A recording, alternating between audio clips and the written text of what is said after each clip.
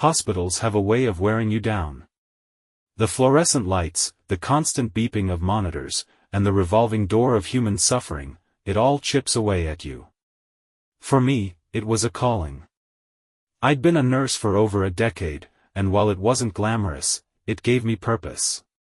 My wife, Laura, always said she admired my dedication. She worked as an administrator at a local nonprofit, her hours more flexible, her world seemingly less chaotic.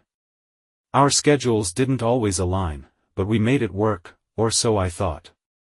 It started with the little things. Laura's phone would buzz late at night, and she'd glance at it, smile faintly, and flip it over without explanation. She started coming home later than usual, offering vague excuses about work dinners and last-minute meetings. I tried to ignore the nagging feeling in my chest, chalking it up to paranoia. I was stressed, overworked, and probably imagining things. But one evening, as I sat in the hospital cafeteria on my dinner break, something happened that shifted my suspicions into overdrive. It was one of those rare quiet nights, where the ER wasn't bursting at the seams and I could sit down for a proper meal. My coworker Jenna plopped down beside me, balancing a tray of salad and a Diet Coke. "You look like you've seen a ghost," she said, poking at her lettuce with a fork. "Just tired," I replied, forcing a smile. Jenna raised an eyebrow. "Tired or distracted? You've been in your own world all day." Before I could respond, my phone buzzed. A text from Laura. "Laura, working late again. Don't wait up. Love you." I stared at the screen, a sinking feeling settling in my gut. "Trouble at home?" Jenna asked, her tone cautious. "No," I said too quickly. "Just. Laura's been working a lot lately. Feels like we're always missing each other." Jenna hesitated, then leaned in slightly. "You know, I saw her the other night. At Cafe Milano. She was with some guy. I figured it was work-related, but I don't know. They looked close." Her words hit me like a punch to the stomach. "What do you mean, close?" She shrugged. Leaning in, laughing. "Could have been nothing, but just thought you should know."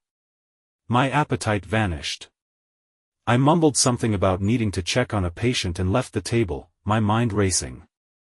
That night, as I drove home, I couldn't shake the image Jenna had painted.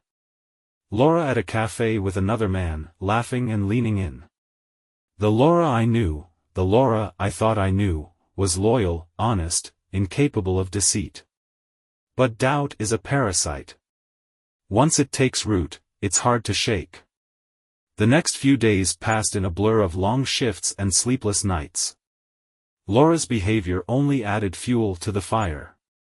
She seemed distracted, her phone always within arm's reach, her responses clipped and distant. One evening, after she'd left for another work dinner, I decided I couldn't take it anymore. I waited until I was sure she was gone, then opened her laptop. It felt wrong, an invasion of privacy, but my gut told me I wouldn't like what I found. It didn't take long. In her email, under a thread titled Meeting Notes, I found messages between Laura and a man named Ryan. "Ryan, can't stop thinking about last night. When can I see you again? Laura, soon. I'll let you know when Alex is working late again. Miss you." My chest tightened as I scrolled through the thread, each message more damning than the last. They had been meeting for months, under the guise of work dinners and late meetings. I slammed the laptop shut, my heart pounding. The woman I had built my life with, shared my dreams with, was living a double life. When Laura came home that night, I was sitting at the kitchen table, her laptop in front of me. She froze in the doorway, her smile faltering. "Alex? What are you doing?" "Reading," I said, my voice cold. "Want to tell me who Ryan is?" Her face paled, and for a moment, she looked like she might lie. But then her shoulders sagged, and she let out a shaky breath. "Alex, I can explain. No, I snapped, standing. Don't you dare insult me by trying to explain this away. I read the messages, Laura. I know everything. Tears welled in her eyes. I didn't mean for this to happen, she said, her voice trembling. It's just, we've been so distant lately, and I felt alone. Alone? I repeated, my voice rising. You think I don't feel alone, working 14-hour shifts to keep this house running? Do you have any idea what that feels like? She flinched, but I couldn't stop. The anger, the hurt, it all poured out of me like a flood. You had a choice, Laura, I said, my voice breaking. You could have talked to me, told me how you felt. Instead, you chose to betray me. She sobbed, burying her face in her hands. I'm sorry, she whispered. I made a mistake. I stared at her, the woman I had loved for years, and felt nothing but a hollow ache. A mistake? I said bitterly. A mistake is spilling coffee on your shirt. What you did was a decision. Over and over again. The silence that followed was deafening. Finally, I turned and walked toward the door. Where are you going? She asked, her voice desperate. To think, I said without looking back. And with that, I left, the sound of her sobs fading as I stepped into the night. The days that followed felt like a waking nightmare. I threw myself into work at the hospital. The ER was relentless, a constant churn of chaos that didn't allow for reflection.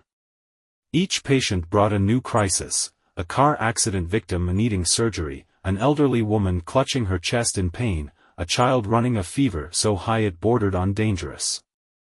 It was exhausting.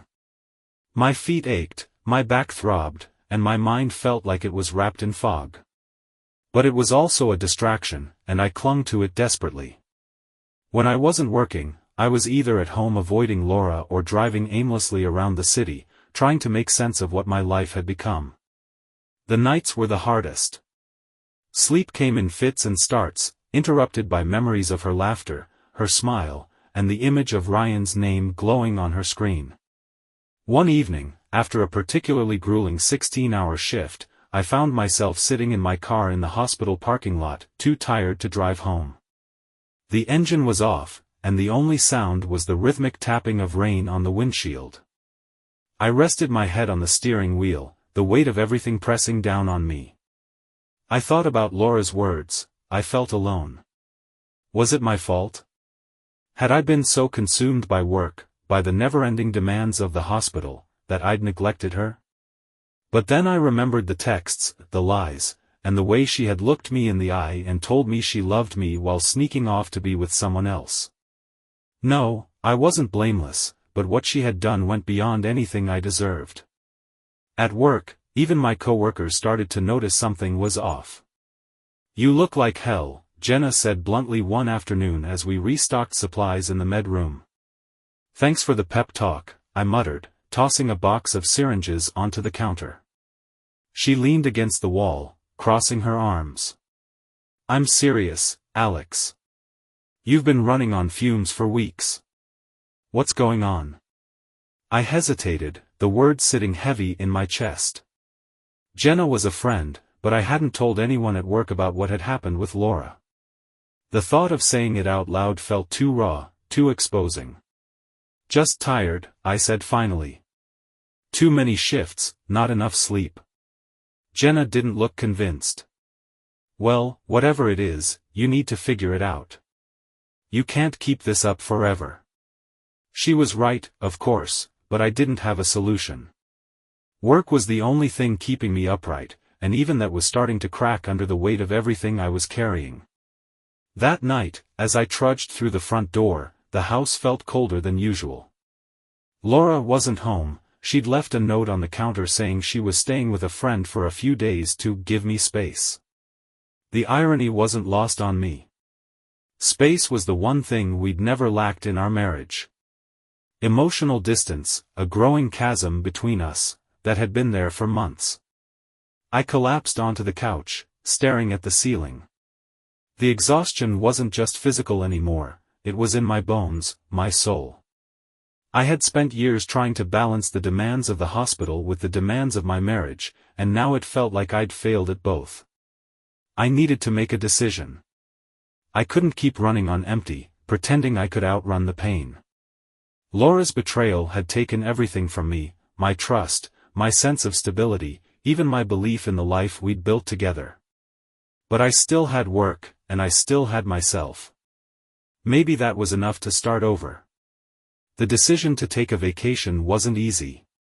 Hospitals don't pause for personal crises, and the idea of stepping away from my patients felt like abandonment.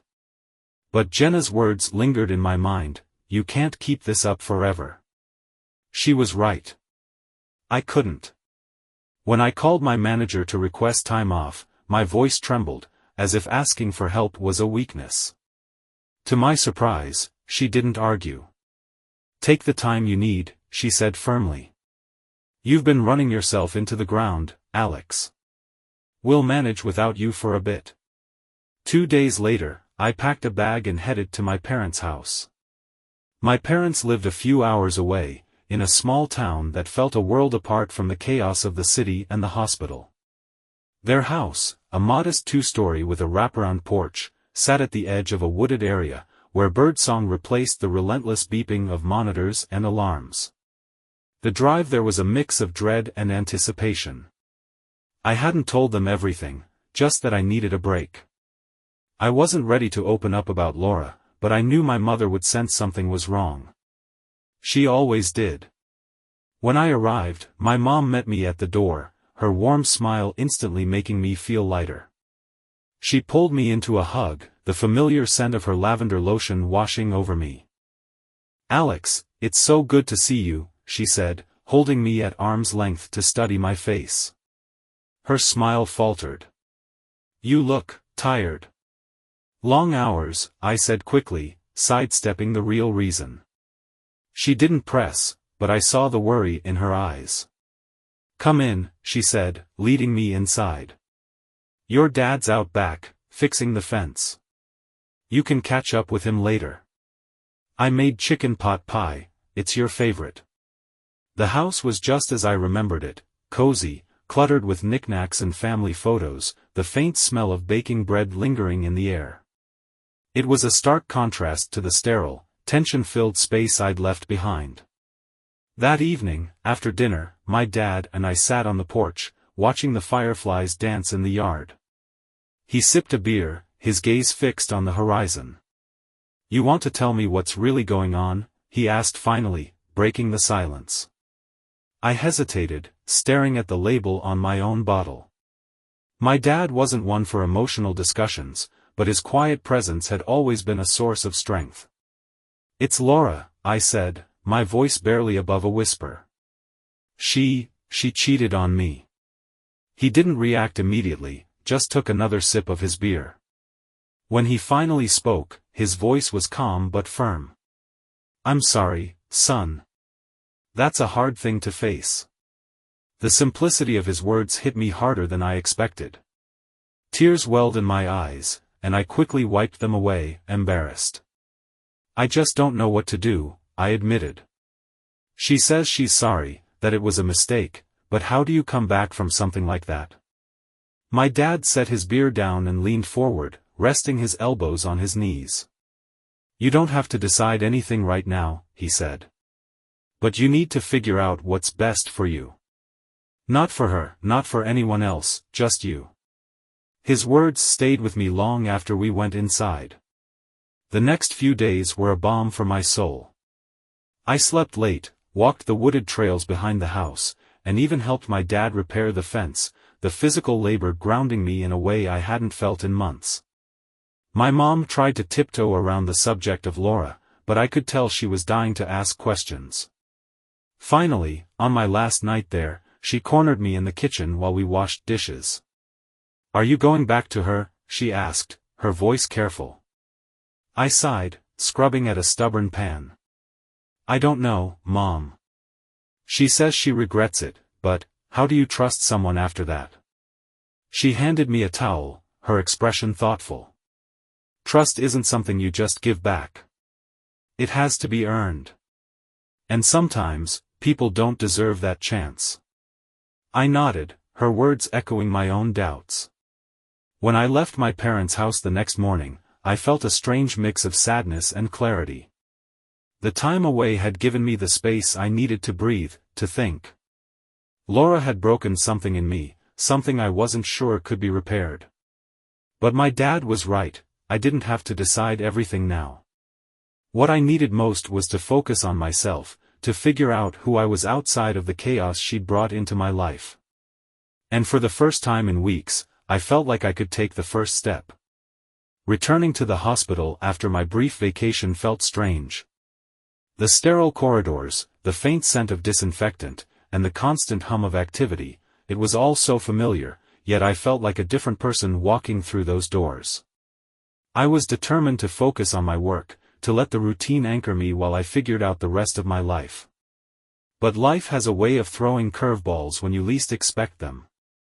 It was my first day back, and the ER was already in chaos by the time I arrived. Jenna greeted me with a grin that barely hid her relief. "Welcome back," she said, handing me a clipboard. "Hope you're ready to hit the ground running because we've got a full house." "Good to see nothing's changed," I said with a wry smile, taking the clipboard and scanning the patient notes. As I moved through the morning, I fell into the rhythm of triaging patients, administering medications, and coordinating with doctors. It felt good to be back in the flow, my mind too occupied with the immediate demands of the job to dwell on my personal problems. That's when I met her. I was stitching up a teenage boy who'd taken a bad fall off his skateboard when a new face appeared in the doorway. She was tall, with dark hair tied back in a loose bun, and she wore the calm confidence of someone who knew exactly what they were doing. "Hi," she said, her voice warm but professional. "You must be Alex." "I'm Dr. Natalie Harper, the new attending physician." I nodded, finishing the final suture and stepping back to remove my gloves. "Nice to meet you, Dr. Harper. Welcome to the ER." She smiled, her eyes flicking to the patient. "Skateboard accident?" "Classic case," I said. "No broken bones, just a few scrapes and bruises. He'll be fine." "Good work," she said. "I'll handle the discharge paperwork." As she walked away, I couldn't help but notice the quiet authority she carried. It was rare to see someone new fit so seamlessly into the chaos of the ER. Over the next few weeks, Natalie became a regular presence in my shifts. She was sharp, decisive, and had a knack for connecting with patients in a way that put them at ease. We worked well together, falling into an easy rhythm that made the long hours more bearable. It was refreshing, working with someone who didn't pry into my personal life or offer unsolicited advice about things they didn't understand. Natalie treated me like a professional, an equal, and for the first time in months, I felt like I could breathe. It was late one night, nearing the end of a grueling double shift, when everything changed. The ER was quieter than usual, the lull before the inevitable storm. I was restocking supplies when Jenna rushed in, her face pale. "Alex," she said breathlessly. "We've got a trauma case coming in. It's bad." I followed her to the trauma bay, my heart sinking as the paramedics wheeled in a stretcher. The patient was a man in his 40s, unconscious, his face battered and bloody. As we worked to stabilize him, something about him seemed familiar. His features were obscured by the injuries, but there was a nagging sense of recognition I couldn't shake. And then, as I helped the team cut away his shirt to assess the damage, my stomach dropped. There, on his wrist, was a bracelet with the name Ryan engraved on it. It was him. Ryan. The man who had shattered my marriage. My hands froze, the scissors slipping from my grasp. Jenna noticed and frowned. "Alex, are you okay?" Yeah, I said quickly, forcing myself to focus.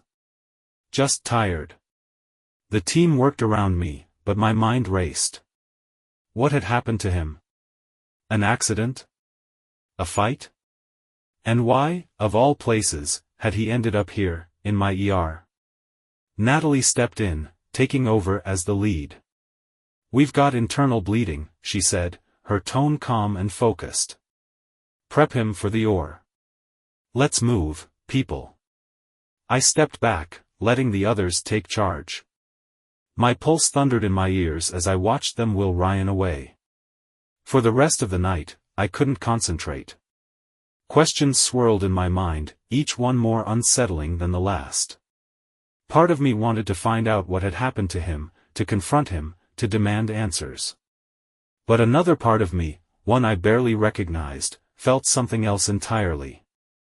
A flicker of pity. Ryan had betrayed me, yes, but seeing him like that, vulnerable and broken, made me realize something: he wasn't invincible. He wasn't untouchable. He was just a man who had made terrible choices and was now paying the price. The question was, what was I going to do about it? The next morning, I couldn't shake the image of Ryan lying on the stretcher, battered and unconscious. I spent my shift avoiding the OR and the recovery floor, hoping to keep some distance between myself and him. But in a hospital, walls are thin, and secrets don't stay buried for long.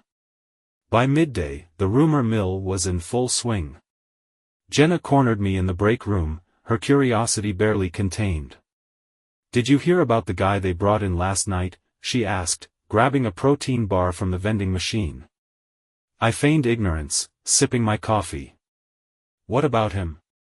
She leaned in conspiratorially. "Word is he got into a fight outside a bar. Guy he pissed off really did a number on him. He's lucky he made it here alive." I nodded, keeping my face neutral. "Sounds rough." Rough didn't begin to cover it. A bar fight. That sounded like Ryan, reckless, overconfident, and oblivious to the consequences of his actions. "Anyway," Jenna continued, "he's in recovery now. Dr. Harper's overseeing his case. You're working with her later, right?" The question hit me like a sucker punch. "Yeah," I said reluctantly. "Good luck," Jenna said with a smirk. "You'll probably need it. The guy's a real mess." When I finally went to check in with Natalie later that afternoon, I found her at the nurse's station, typing up notes on a tablet. She looked up as I approached, giving me her usual calm smile. "Alex," she said. "Perfect timing. I need your help with a case." I nodded, trying to seem casual. "Sure. What's up?" "It's the trauma patient from last night," she said, gesturing toward a nearby room. "He's stable, but his vitals are still erratic. I want a second set of eyes on his chart." My stomach churned, but I followed her into the room. Ryan lay on the bed, his face swollen and bruised, a thin tube running from his nose to a monitor. His eyes were closed, his chest rising and falling in shallow breaths. For a moment, I froze, the weight of recognition pressing down on me. "You okay?" Natalie asked, glancing at me. "Yeah," I said quickly, stepping closer to the bed. "Let's take a look." We reviewed his chart in silence, Natalie pointing out the key areas of concern. But I barely heard her. My gaze kept drifting to Ryan, the man who had upended my life, now lying helpless in a hospital bed. As Natalie stepped out to consult with another doctor, I stayed behind, unable to leave. I stared at Ryan, torn between anger and pity. And then, as if sensing my presence, his eyes fluttered open. At first, he looked confused, disoriented. Then recognition dawned, and his expression shifted to something like fear. "Alex," he rasped, his voice weak. I folded my arms, forcing myself to remain calm. "Yeah. It's me." He coughed, wincing in pain. What are you doing here?" "Working," I said flatly. "Unlike some people, I don't make a habit of ending up in hospital beds." He tried to laugh, but it came out as a wheeze. "Guess I deserve that." I didn't respond. The silence between us was heavy, charged with everything unspoken. Finally, Ryan broke it. "Listen," he said, his voice strained. "I know I screwed up. With you. With Laura. I never meant for things to get this bad." My jaw tightened. "Bad? You think this is about things being bad? You destroyed my marriage, Ryan." He closed his eyes, his face contorted with guilt. "I know. And I'm sorry. For whatever it's worth, I never wanted to hurt you." I scoffed, stepping back. "That's the thing, isn't it? You never think about anyone but yourself." He didn't argue, didn't try to defend himself. For the first time, he looked small, fragile, a man stripped of his arrogance. "Do you love her?" I asked, the question slipping out before I could stop it. Ryan hesitated, his gaze fixed on the ceiling. "I don't know," he admitted. "Maybe I thought I did. But now, I don't even know who I am anymore." His words hung in the air, heavy with regret. I didn't know if they were genuine, but in that moment, I realized something: I didn't care. Ryan's feelings, his excuses, they didn't matter. What mattered was me, my life, and how I was going to move forward. "I'm not here for closure," I said finally. "And I'm not here for you. I'm here to do my job. That's it." Ryan nodded weakly, his eyes closing again. "Fair enough," he murmured. I turned and left the room, my heart pounding. For the rest of the day, I avoided Natalie's questions and Jenna's knowing glances. I didn't owe anyone an explanation. As I drove home that night, the city lights blurring through the windshield, I felt something I hadn't felt in weeks: clarity. Ryan's presence in the hospital had forced me to confront my pain head-on. It hadn't healed me, but it had reminded me of something important. I wasn't defined by what had happened to me. I wasn't defined by Laura's betrayal or Ryan's actions. I was Alex, a nurse, a son, and a man who still had a future worth fighting for. In the days following my encounter with Ryan, I felt the weight of months of anger, heartbreak, and exhaustion slowly begin to shift. It wasn't gone, not entirely, but it no longer consumed me the way it once had. He remained in the hospital for a while, recovering from his injuries under Natalie's watchful care. I kept my distance, focusing on my work and leaving his case to others. I didn't want to see him again. But one evening, as I was preparing to leave after a long shift, Natalie approached me in the staff lounge. "Ryan asked to speak with you," she said softly, her tone careful.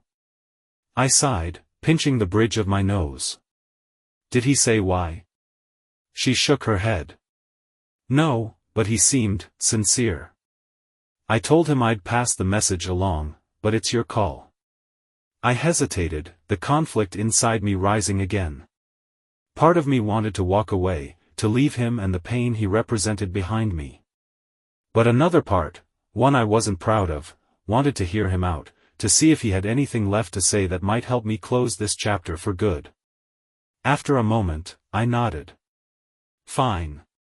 I'll talk to him."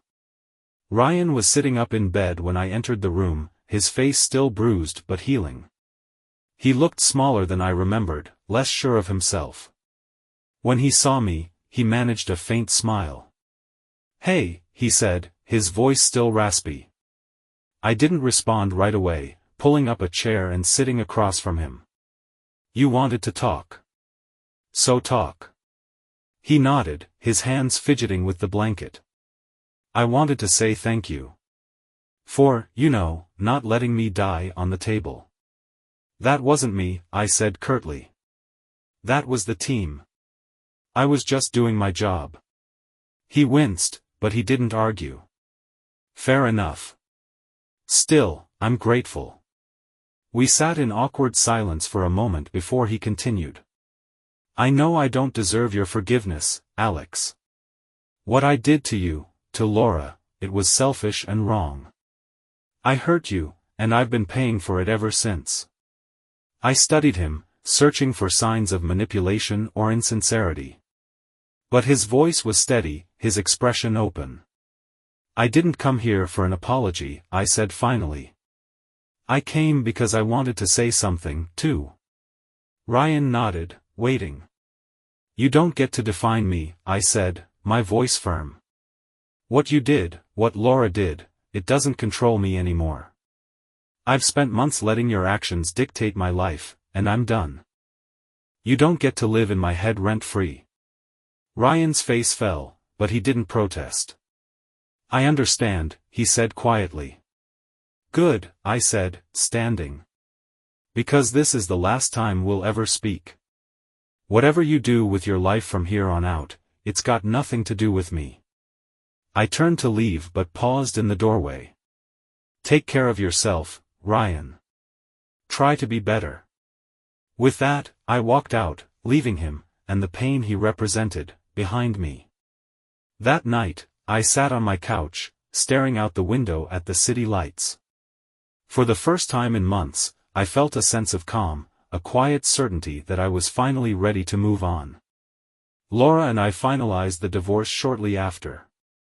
She cried when she signed the papers, but I felt nothing. She had made her choices, and I had made mine. At work, I found a new sense of purpose. Natalie and I grew closer, her quiet strength and empathy becoming a source of support during the harder days. She never pried into my personal life, and I respected her for that. One evening, as we finished a particularly grueling shift, she stopped me in the hallway. "You seem lighter lately," she said with a small smile. "Yeah," I admitted, surprising myself with the honesty in my voice. "I think I'm finally figuring things out." Her smile widened. "Good. You deserve that. Betrayal changes you. It strips you bare, forces you to confront parts of yourself you didn't know existed. But it doesn't have to define you." Ryan and Laura had taken so much from me, but in their absence, I had found something unexpected: clarity, strength, and a new sense of self-worth. As I stepped out of the hospital that night, the cool air brushing against my face, I realized I wasn't just surviving anymore. I was living. And for the first time in a long time, the future felt like something worth embracing.